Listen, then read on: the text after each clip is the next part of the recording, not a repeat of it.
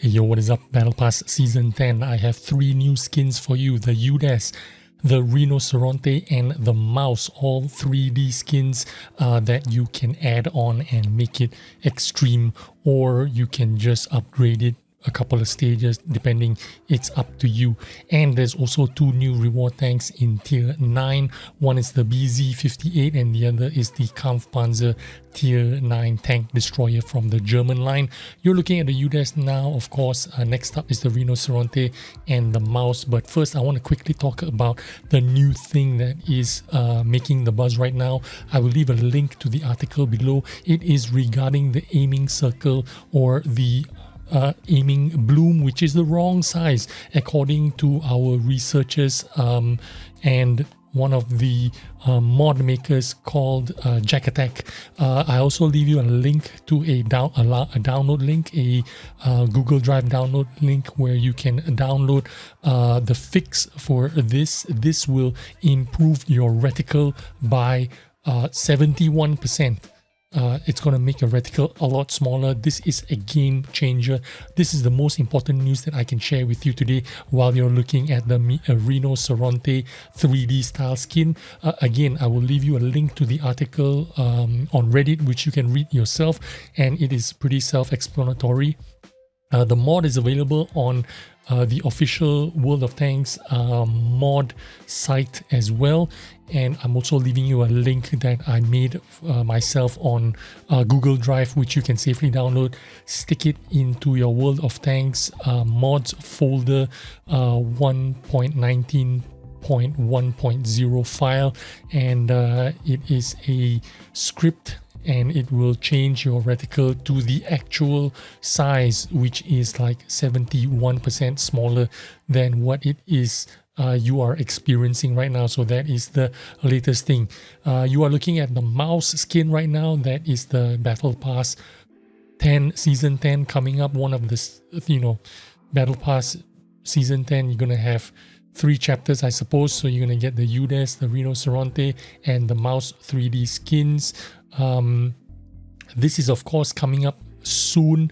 As soon as they launch Battle Pass Season 10, you will be able to get this, as well as the usual Battle Pass prizes, which are the commanders and stuff. I took a look at the commanders. They look a little bit like really jaded warriors. They don't look very interesting to me. But you are now looking at one of the reward tanks, which is a heavy tank, and it's a Chinese heavy tank, BZ58 version 2, 2000 hit points, 650 horsepower, 13 power to weight ratio. Really heavy tank. Not the slowest of all, but pretty heavy in my opinion.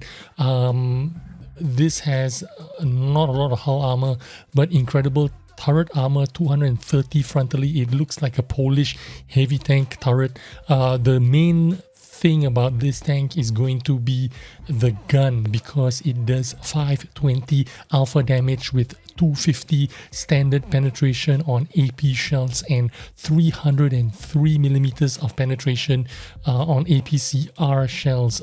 This is the big thing about the gun. Unfortunately, I can't say the same about its armor, because it's got a huge lower plate and the upper front plate is easily penetrable as well. Even with 200 millimeters of penetration, you can easily cut through this huge lower plate and formidable upper front plate just above the lower plate. That area is all penetrable as well. Near where the driver's hatch is, that is going to offer a little bit more angled bounce, so you get a little bit of protection there. But the upper front plate and the lower plate is extremely vulnerable. The only redeeming factor about this tank is that 520 alpha gun with that 250 stock penetration and 303 premium penetration. The dispersion is pretty good as well, 0.35. This means you can get this down to probably about 0.32, 0.31. Pretty accurate gun. The only problem is that it's got no real hull armor, but you also get that terrible reload time, which is around 14 seconds of reload. The moving dispersion 0.19, not too bad, but it's not great.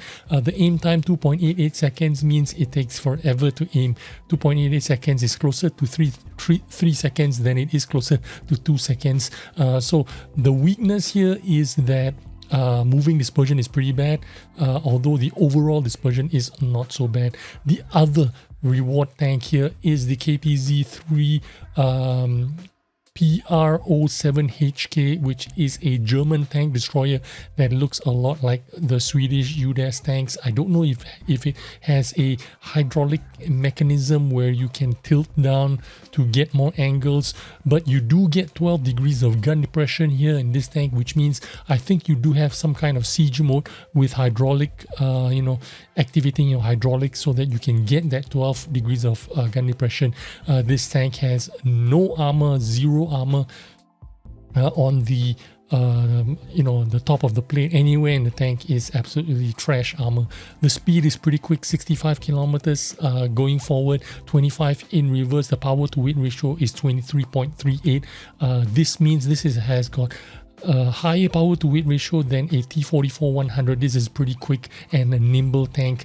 Again, no armor, but 360 alpha with 268 standard pen, which means you can fire standard shells all day long, which is APCR, getting you 1480 meters per second. If you do need higher penetrating shells, you can use the 320 pen heat shells with 10-20 meters per second shell velocity. Dispersion not that great, or 0.35.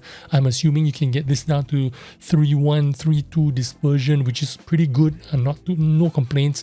Moving dispersion 0.12, but remember, I do think this tank does come with siege mode, so that moving dispersion refers to you being in siege mode. If you're out of siege mode, I don't think you get 0.12 moving dispersions. Aim time 2.64 seconds, which is pretty standard for a this kind of tank destroyers, like the the UDAS style tank destroyers.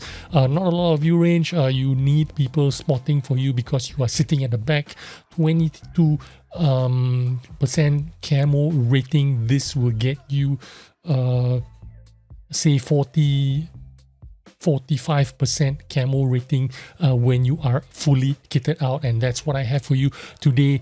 3 skins and 2 reward tanks, and the huge news about that reticle. I'm going to leave you links for the download and the article. I'll catch you on the next video. Bye bye.